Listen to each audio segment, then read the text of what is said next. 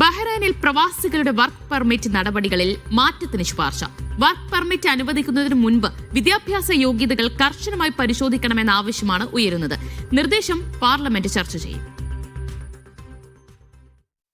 ബഹ്റൈനിൽ ജോലി തേടിയെത്തുന്ന പ്രവാസി തൊഴിലാളികളുടെ വിദ്യാഭ്യാസ യോഗ്യതകൾ വർക്ക് പെർമിറ്റ് അനുവദിക്കുന്നതിന് മുൻപ് തന്നെ കർശനമായി പരിശോധിക്കണമെന്ന ശുപാർശയുമായി പാർലമെന്റ് അംഗങ്ങൾ.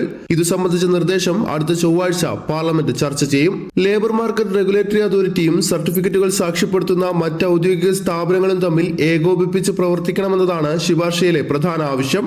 വ്യാജരേഖകൾ ഉപയോഗിച്ച് രാജ്യത്ത് ജോലി നേടുന്നത് തടയാൻ ഇത് സഹായിക്കുമെന്ന് നിർദ്ദേശം സമർപ്പിച്ച MP ജലാൽ ഖാദിം വ്യക്തമാക്കി. എല്ലാ പ്രൊഫഷണൽ മേഖലകളിലും ഇത്തരം കർശനമായ നിരീക്ഷണം വേണമെന്നും അദ്ദേഹം ആവശ്യപ്പെട്ടു.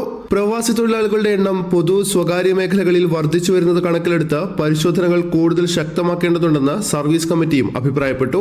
തന്ത്രപ്രധാനമായ തസ്തികകളിൽ വ്യാജ സർട്ടിഫിക്കറ്റുകളുമായി ആരും എത്തുന്നില്ലെന്ന് ഉറപ്പാക്കുന്നത് പൊതു താൽപര്യത്തിന് അത്യാവശ്യമാണെന്നതാണ് കമ്മിറ്റിയുടെ വിലയിരുത്തൽ.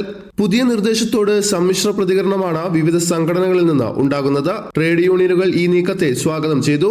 സർട്ടിഫിക്കറ്റുകളുടെ ആധികാരികത ഉറപ്പാക്കുന്നത് തൊഴിലുടമകൾ വഞ്ചിക്കപ്പെടാതിരിക്കാനും യോഗ്യരായ സ്വദേശികൾക്ക് കൂടുതൽ തൊഴിലവസരങ്ങൾ ലഭിക്കാനും സഹായകമാകുമെന്ന് യൂണിയനുകൾ അഭിപ്രായപ്പെട്ടു. എന്നാൽ ഇപ്പോഴത്തെ അവസ്ഥയിൽ തന്നെ പ്രൊഫഷണൽ തസ്തികകളിൽ കൃത്യമായ പരിശോധന നടക്കുന്നുണ്ടെന്നും പുതിയ മാറ്റം അനാവശ്യമായ കാലതാമസത്തിനിടയാക്കുമെന്നുമാണ് ബഹ്റൈൻ ചേംബർ ഓഫ് കൊമേഴ്സിന്റെ വാദം. എങ്കിലും പൊതുതാൽപര്യം മുൻനിർത്തി ഈ നിയമ ഭേദഗതിയുമായി മുന്നോട്ടു പോകാനാണ് സർവീസ് കമ്മിറ്റിയുടെ തീരുമാനം. Media 1 Bahrain.